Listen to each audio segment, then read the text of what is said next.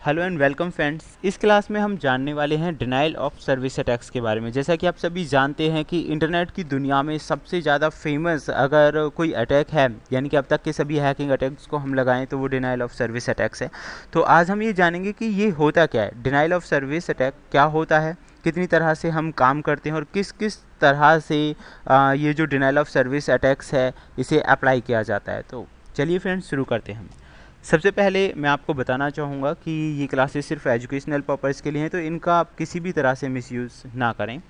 Then अभी हमें सबसे पहले ये जानना है कि डी ओ एस का पूरा नाम होता है डिनाइल ऑफ सर्विस। हालांकि मोस्टली इसे डॉस ही बहुत सारे लोग जो हैं वो डॉस बोलते हैं। एंड एक और भी होता है डी डॉस। तो दोनों ही अलग चीज़ें हैं, डी डॉस अलग है और डॉस अलग है। तो सबसे पहले हम ये जानेंगे कि डिनाइल ऑफ सर्विस अटैक क्या होता है। Friends, denial of service attack generate होता है जब कोई अटैकर बहुत ज़्यादा ट्रैफिक जनरेट कर देता है किसी भी रिसोर्स पे। तो इससे क्या होगा कि जो सर्विसेज हैं वो रेस्पॉन्स देना बंद कर देंगे। इसे हम एक एग्जांपल से समझ लेते हैं। मान लीजिए आप कोई भी रिक्वेस्ट भेजते हैं एक नेटवर्क के अंदर और उसका रिप्लाई आपको मिलता है। तो जैसे आपने रिक्वेस्ट भेजी, रिप्लाई मिल गया, लेकिन डॉस अटैक के अंदर क्या होगा, जो सिस्टम की स्पीड है वो स्लो हो जाएगी। आपने अगर रिप्लाई भेजा है तो उसका आंसर आपको जल्दी से नहीं मिलेगा। दूसरा, कई केसेस में अनरेस्पॉन्सिव भी हो जाती है वेबसाइट, या फिर कई और भी ऐसे तरीके की सेंसिटिव इन्फॉर्मेशंस हाईलाइट करना स्टार्ट कर देता है।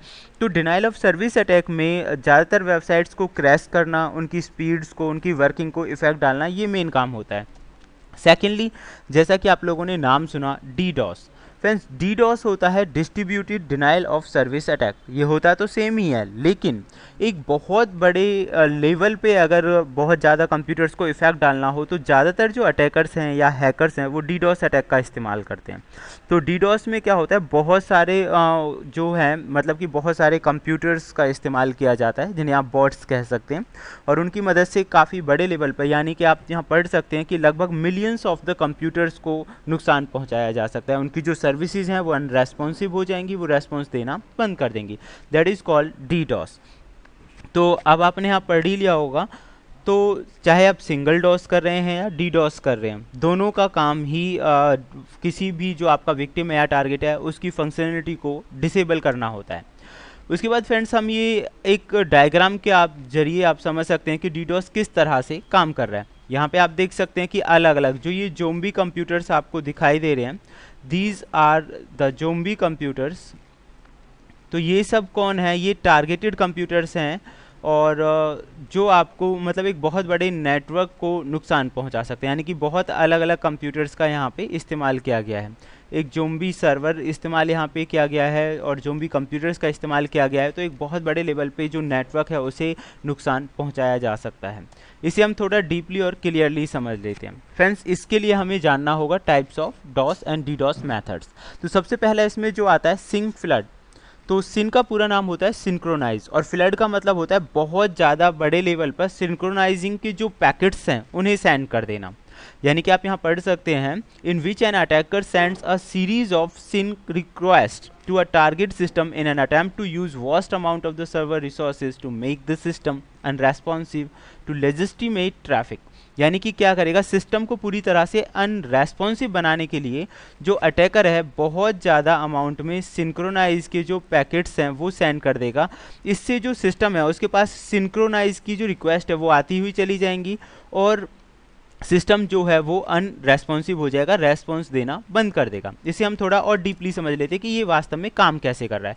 फ्रेंड्स, नॉर्मली जब भी कोई व्यक्ति अपने एक मतलब यूज़र और क्लाइंट या क्लाइंट और सर्वर को अगर हम लेकर चलें, जब भी कोई क्लाइंट अपने सर्वर के पास इंफॉर्मेशंस भेजता है तो उसमें क्या होता है कि क्लाइंट ने सर्वर के पास रिक्वेस्ट भेजी जिसे हम बोलते हैं सिंक्रोनाइज पैकेट। जो सर्वर होता है वो एक्नॉलेजमेंट पैकेट के साथ उसे रिप्लाई कर देता है कि हाँ भाई, आपकी जो इन्फॉर्मेशन है, आपका जो मैसेज है वो मेरे पास आ चुका है। उसके बाद फ्रेंड्स, जो क्लाइंट होता है उसके यहाँ से एक दूसरी रिक्वेस्ट जनरेट होकर जाती है जो उसे बोलता है कि हाँ एवरीथिंग इज़ ओके, और इसी प्रोसेस को 3-वे हैंडशेक के नाम से जाना जाता है। यानी कि सबसे पहले क्लाइंट ने रिक्वेस्ट भेजी, सर्वर ने उसे एक्सेप्ट किया, एक्सेप्ट करने के बाद सिंक और यानी सिंक्रोनाइज और एक्नॉलेजमेंट भेजा कि हाँ आपका जो इन्फॉर्मेशन है वो आ चुकी है। उसके बाद क्लाइंट की तरफ से एक्नॉलेजमेंट पैकेट जाता है और इस तरह से जो कनेक्शन है वो बन जाता है, कनेक्शन इस्टेब्लिश हो जाता है और उसके बाद डेटा शेयरिंग स्टार्ट हो जाता है एक जगह से दूसरी जगह। दैट इज कॉल्ड 3-वे हैंडशेक।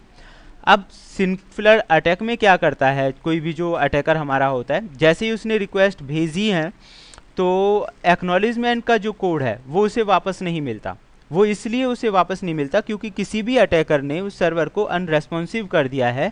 अब बहुत सारे सिंक्रोनाइज पैकेट्स उसने भेज दिए। आप यहाँ पे देखेंगे कि जो सिंक पैकेट्स हैं, यहाँ पे सिंगल सिंक पैकेट गया और यहाँ पे 2-3-4 टाइम्स सिंक पैकेट्स गए हैं।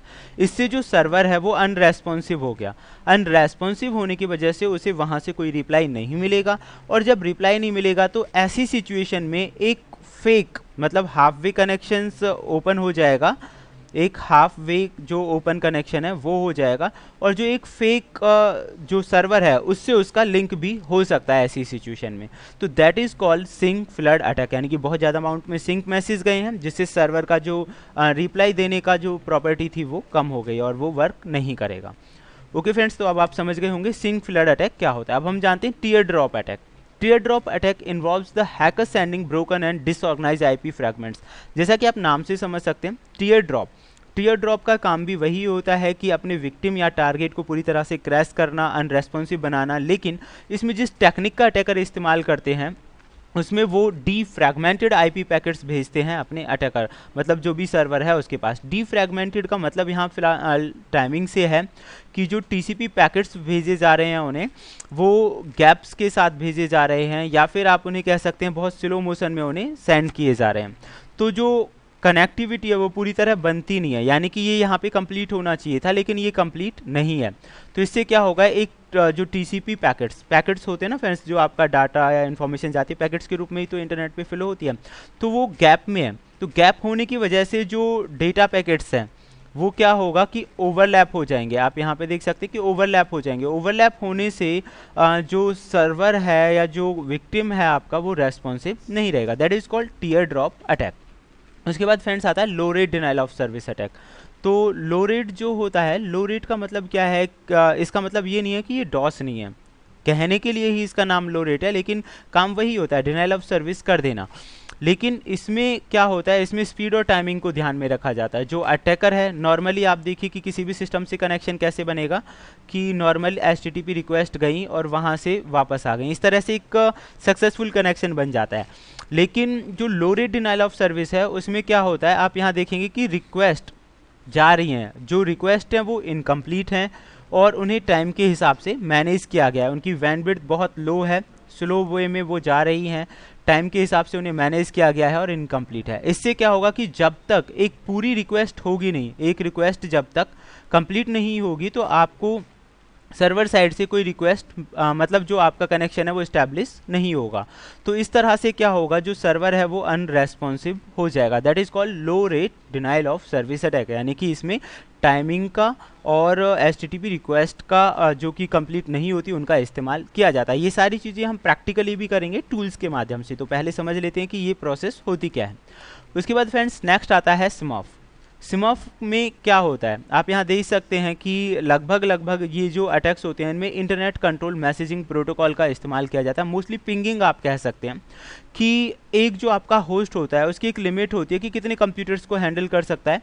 तो लगभग 255 होस्ट को वो हैंडल कर सकता है एक जो आईपी होता है।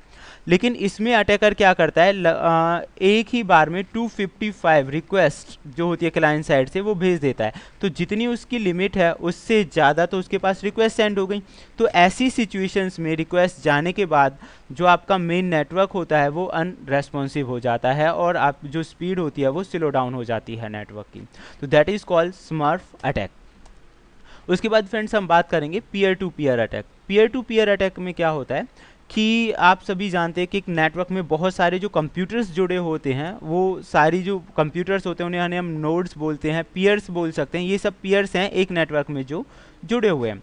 तो पीयर टू पीयर अटैक्स में जो अटैकर होता है वो किसी भी एक पीयर के पास यानी किसी भी एक नोड के पास अपना जो मैलिशियस कोड है या रिक्वेस्ट है वो सारी चीज़ें भेज देगा। उसके बाद ऑटोमेटिकली पूरे नेटवर्क में वो चीज़ें फैलना स्टार्ट हो जाएंगी। This is called peer to peer attack, यानी कि उसी एक नेटवर्क में से अगर कोई भी एक पर्सन मिल गया तो उसी से वो पूरे नेटवर्क को स्लो डाउन कर देगा, उससे अपनी जो सेंसिटिव इन्फॉर्मेशन है वो निकलवा लेगा या कोई बहुत सक्सेसफुल अटैक कर पाएगा। तो होप सो फ्रेंड्स ये आप समझ चुके होंगे कि डॉस क्या है, डीडॉस क्या है, कितनी तरह से किया जाता है और इसके लिए कौन कौन सी टेक्निक्स का इस्तेमाल होता है। नेक्स्ट वीडियो में हम प्रैक्टिकली इन टॉपिक्स के बारे में जानने वाले हैं कि कैसे ये चीज़ें काम करती हैं। Okay friends, thank you, good bye.